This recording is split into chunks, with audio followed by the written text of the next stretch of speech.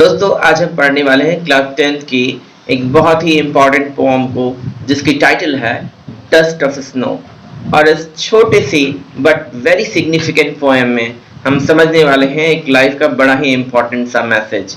तो without delay चलिए शुरू करते हैं। मेरा नाम है शिशिर और आप देख रहे हैं English page. The way a crow shook down on me, the dust of snow from a hemlock tree has given my heart a change of mood and saved some part of a day I had rued। दोस्तों इस poem में सबसे पहले हम लोगों ने इस poem को देखा। इस पोएम की 8 लाइन्स में ये पोएम खत्म होती है। अब हम बात करेंगे इस पोएम के वोकैबुलरी साइड। इसके बाद इस पोएम के एसेंस को समझेंगे और एक्सप्लेनेशन को भी देखेंगे। साथ ही साथ by the end of the poem हम समझेंगे क्या है इस पोएम की राइम स्कीम। देखिए दोस्तों, इसमें वे का मतलब मैनर होता है। वे का एक मतलब रास्ता, दूसरा मतलब मैनर या तरीका।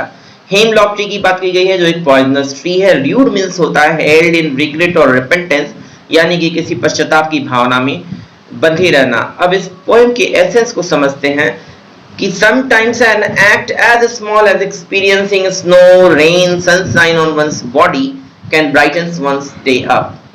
कभी-कभी बहुत छोटी सी छोटी घटना, यहाँ तक कि सूरज की रोशनी, बरसात की फुहारें और बर्फ की गिरना इंसान की लाइफ में कुछ पॉजिटिव असर डाल सकता है।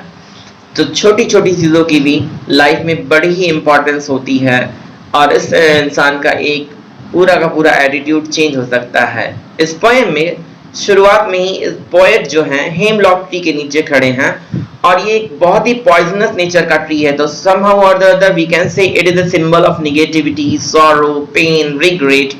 We may assume that poet जो है stand still phase में है, यानी कि वो रुका हुआ है अपने किसी पास्ट के रिग्रेट की वजह से। अपने पास के बैग एंड बैगेजेस को वो छोड़ नहीं पा रहा है, कैरी किया हुआ है, दुख में है, पश्चाताप में है और उस दिन की शुरुआत उसके लिए अच्छी नहीं रही है।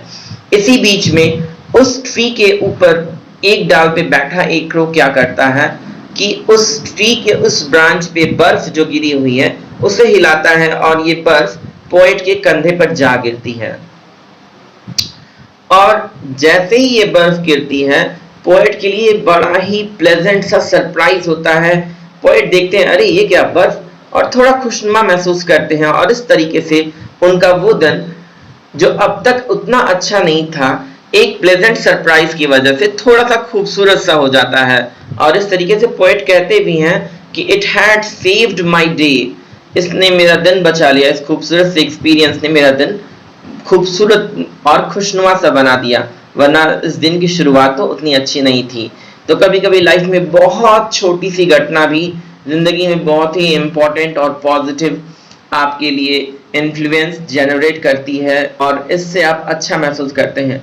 क्या कभी आपके साथ ऐसा हुआ है कि कोई छोटी सी घटना आपके साथ हुई हो जिसने आपकी एक बुरे सी मनोस्थिति में आपको बड़ा पॉजिटिव सपोर्ट दिया हो, एक बड़ा आपका जो है कंसोलेशन दिया हो, आपको थोड़ा सा अच्छा महसूस कराया हो आपके बारे में? अगर कोई ऐसा एक्सपीरियंस है तो आप कमेंट बॉक्स में जरूर लिखिएगा। इस पोएम की राइम स्कीम है। देखिए दोस्तों, राइम स्कीम को समझने के लिए समझना जरूरी है कि आपको हर लाइन की एंडिंग वर्ड को देखना है और यदि इसका प्रोनाउंसिएशन मैच करता है पोएम के दूसरी, तीसरी, चौथी लाइन से या जिस भी लाइन से, तो उन दो same pronunciation, same sounding ending जिस वर्ड की हो, जिसे राइमिंग वर्ड बोलते हैं, उनको आप सेम अल्फाबेट के लेटर से मार्क करोगे।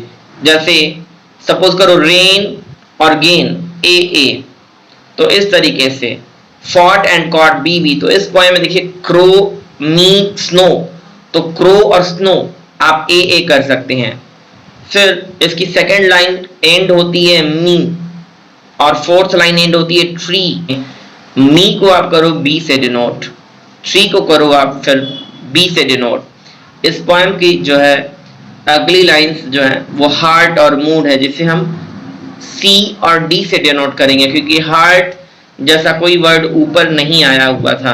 तो हार्ट को आप सी से डिनोट करो, मूड को आप डी से डिनोट करो, पर हार्ट की तरह ही पार्ट है तो इसे भी सी से डिनोट किया और मूड की तरह र्यूड है तो इसे डी से डिनोट करा।